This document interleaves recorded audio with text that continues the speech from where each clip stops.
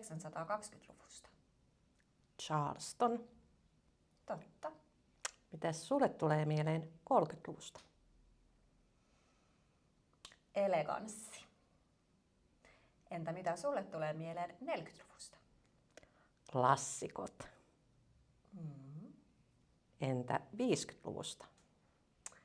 50-luvusta mulle tulee mieleen legendat ja ikonit. Totta.